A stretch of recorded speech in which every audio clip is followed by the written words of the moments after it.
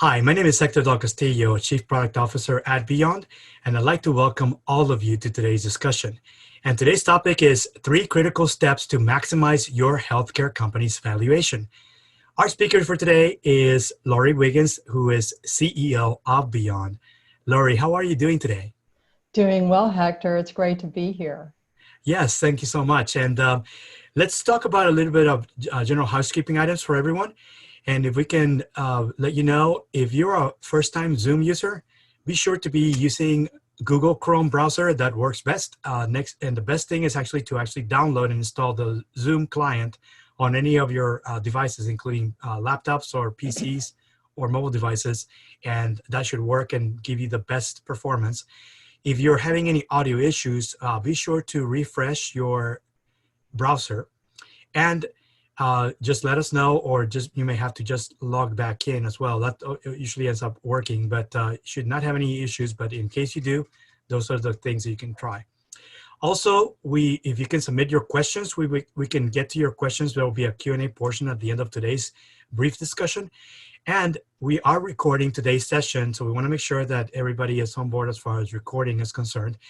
And you should have gotten a message when you first joined that this meeting is being recorded. So we will be sharing this particular replay, and we'll send you a link where you can actually watch the replay if you signed up for today's discussion. So thank you so much. If you're on Twitter, you can also use the following handles. So Byond MA, BYOND MA, that is our own Byond's handle. Laurie's is Laurie J. Wiggins, and mine at HM Del Castillo.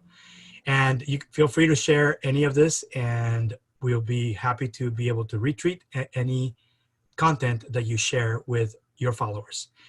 So without further ado, actually, I also want to give a shout out to our video producer, Scott Taylor. He is our video producer and master. He will be producing the video after today's discussion, and we'll be sending you a link where you can view a replay of today's discussion. So without further ado, I'd like to introduce you now to Laurie Wiggins. And Laurie is CEO of Byond, and she will be leading today's conversation. And as I mentioned before, be sure to type in your questions using the Q&A window. You can also use the chat. We'll be monitoring both, and we can go ahead and get started. Laurie, welcome. Hector, thank you for that introduction. So let's get started with our webinar. Who is this webinar for? It's for intelligent, hardworking CEOs, you know you are, that are done building their business and they want to go do something else. They want to take care of, you want to take care of your employees and ensure your IP is used properly, perhaps ensure your legacy when you're no longer there, or due to circumstances, you need to sell your company fast. You could also be needing to implement a succession plan. In this presentation, you will learn how to maximize your valuation and what to do today to make it happen. Does this sound like you? You've worked hard for years, 40, 50, 60 hours a week to build the business. And now you're ready to see the rewards of that, ready to cash out. You need to sell in 2020 because of COVID-19, because of business or personal issues, and you want to start fresh somewhere else. However, you are deeply committed to taking care of your people, and if you're like many healthcare companies, you have valuable IP and you want to make sure that that's going to be used properly. You want to preserve a legacy or for other reasons. First, I want to assure you that today there is nothing for sale and that our goal is to provide value to you. And if you stick around until the end, we have a useful gift for you. First, allow us to introduce ourselves. Who are we?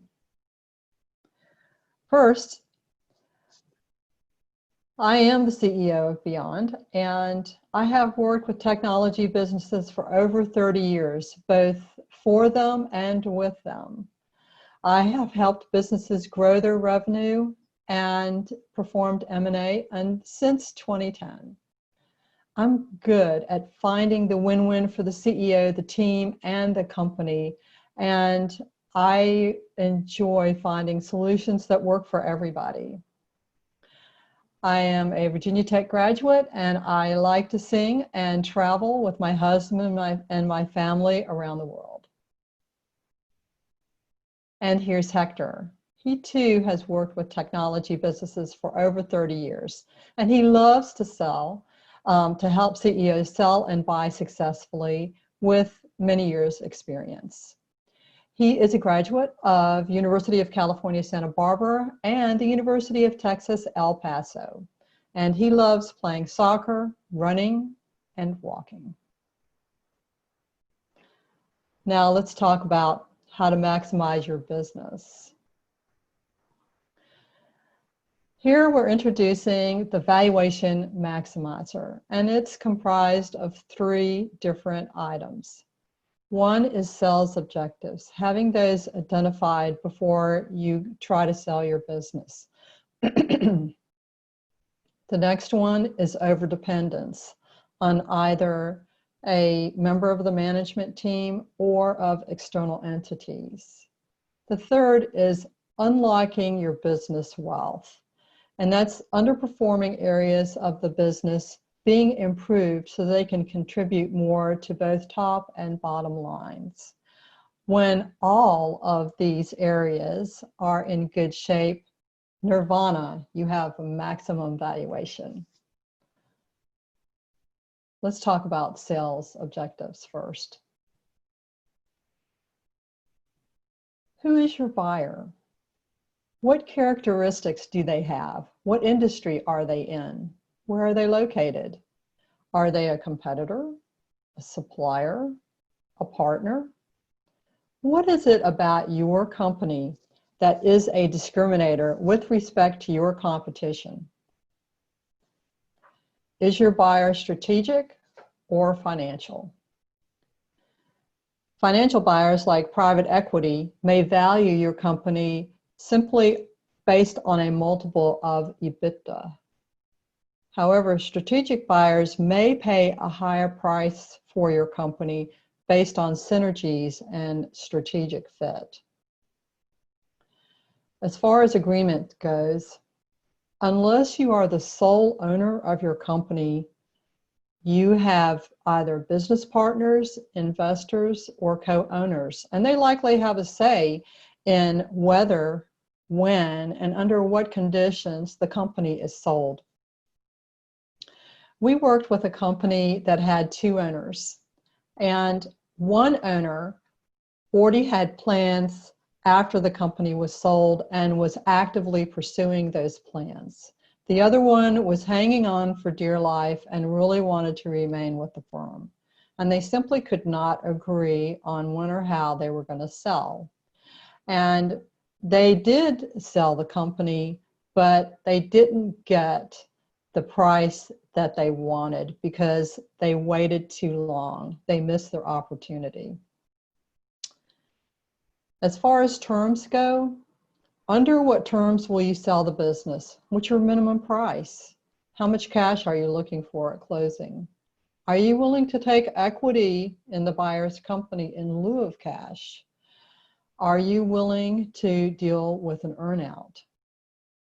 Do you need to get out at closing, or do you wish to remain with the company? And if so, under what conditions and in what role? Other terms to consider are key employees and how you ensure they stay with the company, as the buyer will likely want that to happen.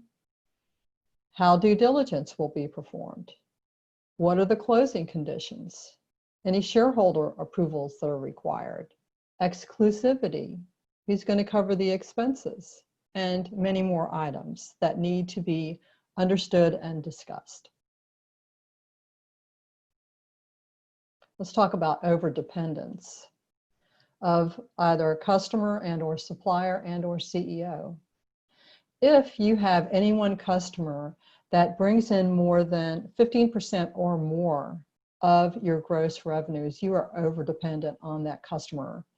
And you need to broaden your customer base right away to reduce that dependence as much as possible. Likewise, for suppliers, if you're over dependent on a supplier and for any reason that supplier cannot, goes away, is incapacitated, or otherwise is unavailable, your business is going to take a hit. It's an Achilles heel. And so there needs to be a greater diversity of suppliers. Lastly, for an overdependence on a CEO, this scares buyers, because if you, the CEO, are indispensable and you go away, so does their investment. So you need to empower your management team. You need to ensure you have processes in place and whatever else it takes so that you can fire yourself. Sorry.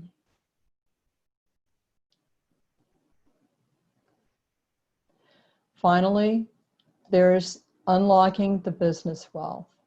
So when we talk about this, what we're really saying is analyzing all of the areas of the business, or at least the major areas of the business, to identify all underperforming areas and what changes are needed so that they are contributing maximally, either directly or indirectly, to your top and bottom lines. These include things like your competition, your operations and your processes, finances, marketing and sales, customer service, technology, your management, your reputation, your culture, and cybersecurity. These are the things that the buyer will be looking at during due diligence. The costs incurred to bring any deficiencies up to standard will be deducted from the initial sales price. Buyers sometimes assume that they will find things during due diligence, so they won't actually have to pay their original offer, so don't give them that satisfaction. Common gaps include marketing and sales, customer service, and cybersecurity. A word about cybersecurity. Sometimes lower mid-market and small companies think they're too small a target for hackers, but that's not true at all. Hackers go out with a shopping list, and it doesn't matter what your size is. If you have information, customer contacts, or other valuable IP that they want, they will try to get at it. If a serious portion of your company's value is tied up in your intellectual property, and with health tech companies, that is often the case, you need to make sure that your cybersecurity situation is up to speed and up to snuff. Because if your discriminator is your technology and you've been hacked, you're suddenly not the only one that has that anymore, and the value of your company will definitely be diminished. Then there's the low-hanging fruit. When this sort of pre-due diligence, and that's the analysis that I'm talking about, is conducted, some fixes may be rapid and inexpensive compared to the value they bring. Thus, they are called low-hanging fruit. And this is where you start when you need to beef up certain areas of your business, especially as you start to maximize your valuation. Now, let's talk about combinations of good and bad here. Let's say your sales objectives and your overdependence are in good shape, but you haven't dealt with unlocking your business wealth. Well, you're going to definitely have a subpar valuation. If your overdependence and your business wealth are in good shape, but you haven't taken the time to determine your sales objectives and metrics, it's likely your sale will never take place. If you have your business wealth and your sales objectives, but you haven't you haven't dealt with, excuse me, your over dependence. Depending on how serious the problem is, your sale may never take place. Customer and supplier dependence is one thing, but CEO overdependence can be a fatal flaw. So here's how you can maximize your business valuation on an exit. Two ways. One is the hard way. You can attempt to become an M&A expert. You can attend conferences and do online research and read books. You can attend expensive seminars and join mastermind groups and hire expensive consultants. Or you can do it the easy way. You can follow the maximize valuation method, achieve your maximum valuation supported by experienced M&A consultants. However, more about that in a minute. Let's review. Today, I promised you how to maximize your valuation and what to do today to make it happen. Here's how we can help. Set up a 30-minute call with us, and during that call, we will help you get clarity on three things: how much work it will take to get your business sold, how to maximize the money that you pocket after the deal closes. If you want to maximize the dollars that you have when the deal is done, we can help you with that, as well as assess your readiness to sell today. Sign up using this URL. Spaces are limited, so sign up now. Hector? Yes, so this time we actually have time for questions, and I'm actually monitoring the Q&A and making sure. I'm actually going to also be sending the URL to all attendees that is here. So you have to just click through and set up an appointment with us if you want to have a brief video call to discuss your current situation. In the meantime, also you can submit any questions regarding today's topic, and we can actually answer that. We have a few minutes, so we can actually answer any questions you might have. Laurie, one of the things that you mentioned earlier is all those three things. How critical is it for the company's culture to have the right culture within the organization in order to actually be successful at M&A? Can you mention just a few things that as to how a company's culture can impact when you're actually getting ready to either succeed or be able to exit as a seller? That's a great question. Culture is important for several reasons. First, you want to understand your own culture, and as you're looking at buyers, you want to understand their culture too. It's not that differences will kill you, but they need to be understood so that appropriate steps can be taken to either blend them or otherwise accommodate those differences, because they can tear you apart. And we have seen that happen in deals where the company culture, they never merged. And so they divestment occurred later, and their investment was negated because of that. So it's just very important to understand that. And if you have dysfunctions in your culture, especially up and down the management chain, you need to address those, because that's something that the buyer will be looking at. Okay, thank you so much. And what about, you mentioned that one of the fatal mistakes is to actually have the CEO or the owner and the entire company be over dependent on the owner. Can you mention a few things as to what can be done to actually reduce the over dependence on an owner for the company itself? Definitely. So in many cases, this has to do with the owner making the deals, closing the deals based on their own network, their own contacts.